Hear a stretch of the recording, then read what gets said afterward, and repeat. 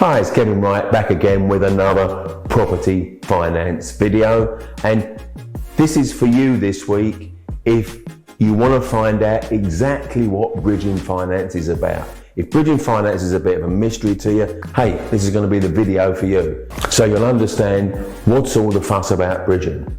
Keep watching.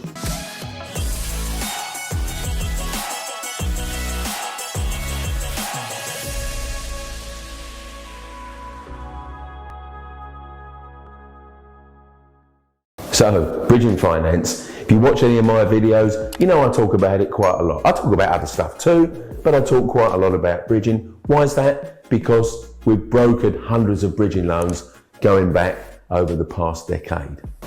But what's all the fuss about bridging? Hey, and why have people got such a bad impression about what bridging finance is? Now, I've got to agree, it's not got the best reputation, but that bad reputation is largely misplaced. And it's people that look at the cost, not the opportunity. If you look at the cost in isolation, bridging is probably 3 times more expensive than mortgages in terms of the interest rate. So from that point of view, looks like a bad deal. And if you look at it purely in those terms, it's never going to be a winner, is it? But I've described it like this before.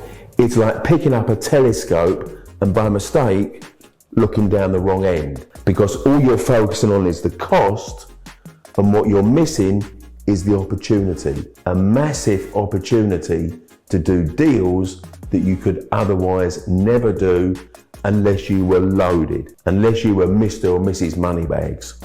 And the reality is, when you're confident and understand about bridging, it becomes a very flexible tool. It's an enabler. You can do things with bridging you can never do with a mortgage.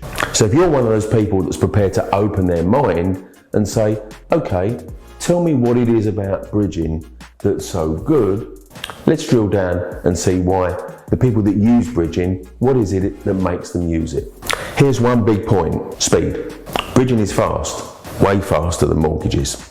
Now, bridging lenders, in the main, are set up to release the money to you within 14 to 28 days. Now, I'm not saying you could never arrange a mortgage in that short time frame, but it would be the exception, not the rule. In a post-COVID world, mortgage lenders are taking longer than they used to process a mortgage.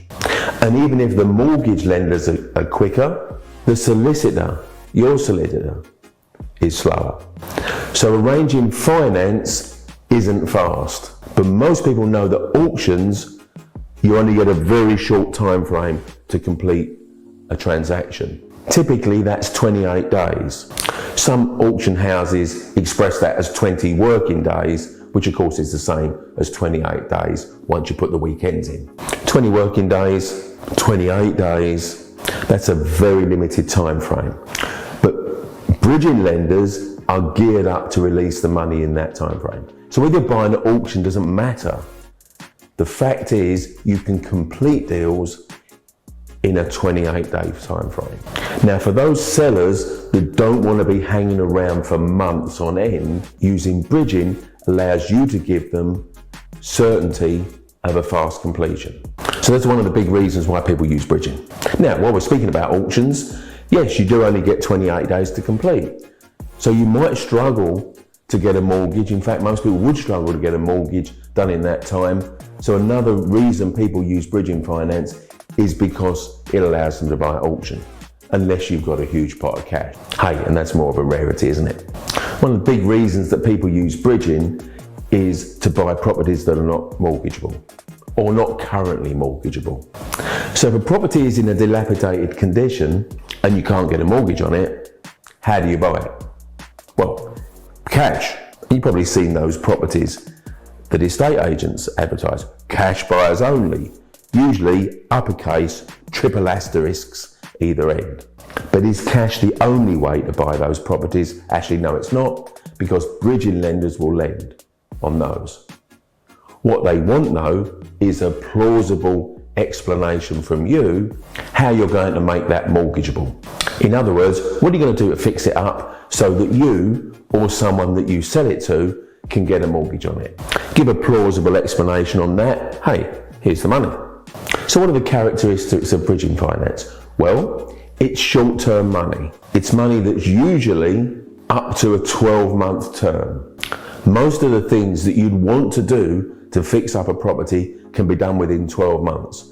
And during that time, once you've fixed it up, you'll either sell it on to someone else and bank the cash, always a good outcome, or you'll look to hold on to the property, rent it out, then put a mortgage on it to repay the bridger and base that mortgage on the new, uplifted, higher value, and that means you get a big chunk of your cash back out.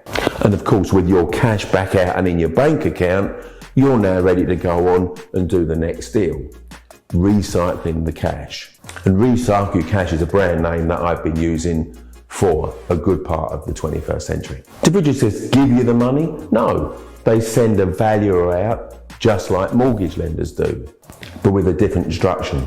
Where mortgage lenders demand their valuers assess, is the property ready to rent right now with very little done to it?